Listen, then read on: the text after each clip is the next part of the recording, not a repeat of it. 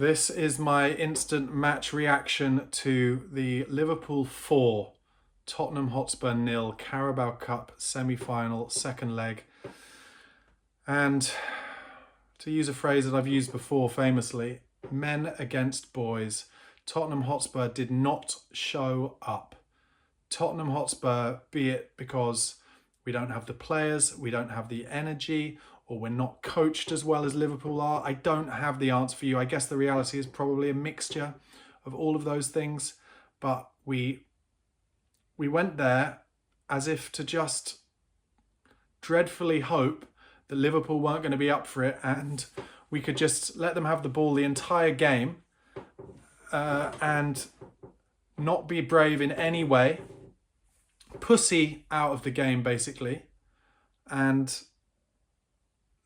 I listen, the three midfielders who started that game, Sarr, Bissouma and Bentancur, and I have to say, before the game, I thought that was probably the right pick. Strength and energy and bravery. Bissouma, for a player who you think likes to come into the sixth position and get the ball off his back four and take it on the half turn and be brave, my God, he had no belief in his ability whatsoever. Liverpool pressed us. When the ball was with the goalkeeper or the centre-halves, they pressed with four players. And then the key point was, when we tried to move the ball around, they sprinted. Whichever player had the ball of our team, they sprinted. And they were at them every time. Not like when Tottenham, when Tottenham give the ball away and we try and press the opposition, we don't sprint to that opposition player. We wait till he takes his touch and then we limber over, we amble over.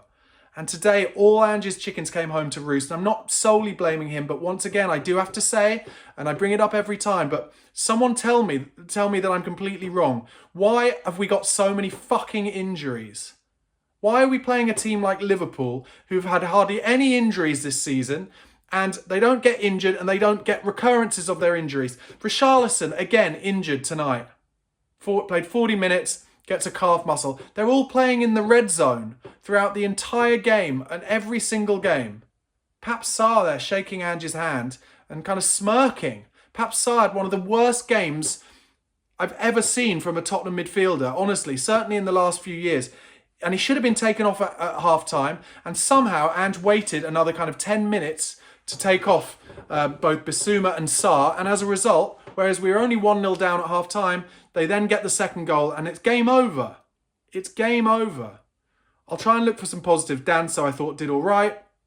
Tell showed a little bit in the second half that he's got some good touches. He's brave on the ball. But how long will his hamstrings last? You know, I'm sorry to bring it back to the injuries again every time, but it cannot be coincidence. Another recurrence of an injury. If Richarlison's coming straight back from an injury and you brought a player in like Tell, Richarlison's going to be playing in the red zone. So don't start Richarlison, start Tell. And he didn't. And it's come back to bite him, because I'm sure Richarlison will be out for another minimum 3 weeks, month now with a calf strain. But it doesn't matter, because we were just shit. Honestly, we were just so bad. So bad. We didn't make a single chance of note in the entire game. We hit the bar in like the 88th minute through Sonny because we played one good ball from Tell down the line. Sonny gets towards, we're already 4-0 down at this point, by the way. Sonny gets to the byline basically, and he's in such a tight position, you would never ever say shoot. And he was just like, well, we're 4-0 down, so I'll have a shot. And he pings it against the bar. That was it. Kelleher didn't have to make a single save. We've actually embarrassed ourselves tonight. And the reason I'm going to bring it back to Ange, and I want to state again, I love Ange Postecoglou. There is nothing I would like more than for this to work out for Ange Postecoglou and for him to come through with what he said, which was, I win something in my second season. Well, this was your best chance, Ange. The League Cup was your best chance of winning something this season. And I've said it all year, I think our only chance of winning the Europa League this season was if we won the League Cup first. And we've just gone out in the semis and we've been absolutely embarrassing. Like, as embarrassing a performance as I remember from a Spurs team. Probably actually since the League Cup final when we played against Man City and were completely subservient to them under Ryan Mason. And then they got their goal in the 85th minute or something from a corner. I'm not even going to go through the minute by minute because there's nothing about Spurs in it whatsoever. We just sat back in the first half, waited for them to get their goal, which they were always going to get. And of course they got the goal because Yves Bissouma gets some space in midfield. As ever, as I've said a million times on this, just like sums up what happens under Ange Postecoglou. Yves Bissouma, who can do the hard things incredibly well, then cannot play a 5-yard pass into the run of Pape Sarr. It goes behind him, Liverpool pick it up, they're running at the box, Bissouma's kind of jogging back, laissez-faire about whether he comes and helps out. Then Salah's one-on-one because we're caught ahead of the ball. He crosses it with the outside of his boot. Could have been stronger trying to clear our lines. We're not. And where does it get to? The back post, where we concede so many goals from. Gakpo totally on his own. Easy finish. Just volleys it into the corner. So that's 1-0. And then, like I said, I think we should have made changes at half-time. He doesn't. I don't know why. And then it's 2-0 with a penalty. Again, Spurs just trying something which we weren't capable of doing. Ben Davies, if memory serves, trying to play a ball between the lines. Liverpool just have so much more energy, so much better at reading the play. They split it up. Comes to Salah, who's free because we're caught ahead of the ball. He plays a through ball through to Nunez. I thought Kinski was going to get there first. He doesn't. Nunez gets the touch, dives over. Salah puts the penalty into the top corner, and it's over then. We know it's over because we've seen against teams like Palace and Ipswich this season. When we go down by a goal, we have no chance of getting it back. So we're certainly not going to do it against Liverpool. And from there, they got the third and the fourth. And third, I think, if memory serves them, just 2 passes, driving a bus through the centre of a huge gap through our midfield and back 4. And the fourth, if that's in the right order, Virgil van Dijk from a header from a set piece. Like literally all the goals, just the absolute epitome of what happens every time we concede under Ange Postecoglou. This is in a semi-final. This is the game we're supposed to be most motivated for all season. I've been saying I think Spurs will be more motivated for this than Liverpool because this is the least important of all the trophies they're in. And by God, I don't know. I said it during the watch-along, but maybe they were so pissed off with what happened with Lucas Bergvall's winner in the first leg that they were just unbelievably pumped up. And they just chased us, they harried us, they suffocated us. It was endless. We could not get out. And this is supposed to be what the antithesis of what Ange Ball is all about. I said it in the watch-along. He went with Celtic to the Barnaby and played Real Madrid off the park for like 45, 60 minutes. And sure, they got torn apart then. But under Ange, he's like, no, we're not going to go anywhere and just be subservient. Today we were. And I don't know if it's the players taking things into their own hands on the pitch. And that's what happened at Brentford. And it worked for us on Brentford. But tonight it really didn't.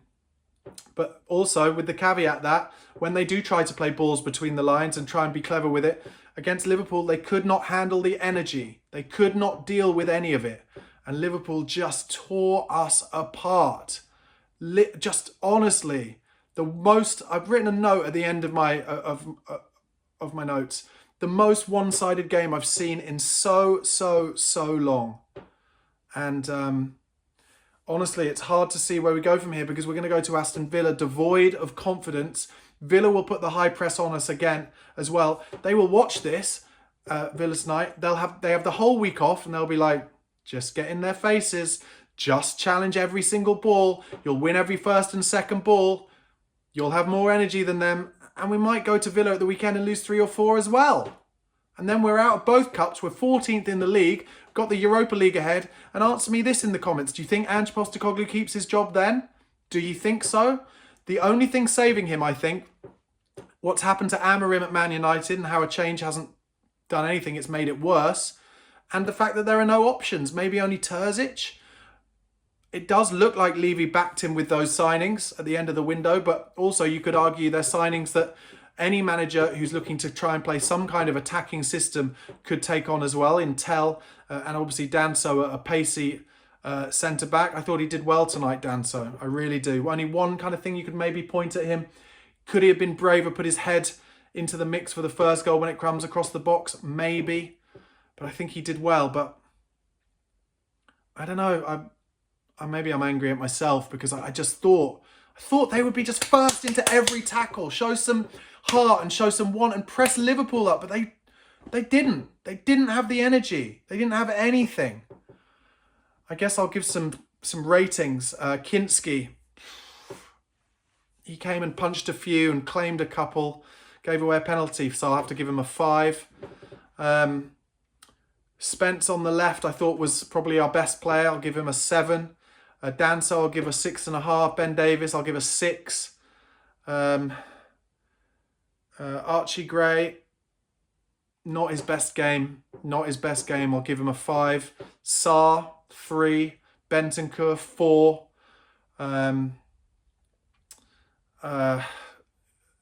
Bissouma, 4. Kulusevski looks absolutely spent. He looks absolutely knackered, and as a result, he's making bad decisions. His form has dropped off a cliff. I'm going to give him a 4. Son, I'm going to give a 3. Horrible performance from him. Richarlison, 4. Tell, when he came on, I thought he showed some good touches. I'll give him a 6. Porro, 5. Mikey Moore, not enough time to make a difference. Ugly, ugly stuff from Anfield. We're intimidated by the crowd, by the ground, by You Never Walk Alone. We never get a result at Anfield. We've only won there once, I think, in the Premier League era. It shows we don't have the fucking fight for this. And the only time we've had the fight to go places like Anfield, I'm sorry, was under Pochettino. And somehow we have allowed Maurizio Pochettino, when we had the second chance to get him in, we have allowed him to go and do the American national team job. And we didn't know how lucky we were to have Maurizio Pochettino. I'm sorry, guys, but we didn't. And I know people say never go back, but he gave us a spirit where we could go to places like this and fight. I watched Spurs at Anfield where we drew there 2-2, where Harry Kane scored that beautiful goal on the half turn in the box. And we've never had the spirit like we did then. Oh, so frustrating. That's been my instant match reaction. Thanks for watching. Please do give this video a like. Please do subscribe to the channel. So gutting. So gutting. And I fear for the weekend at Aston Villa.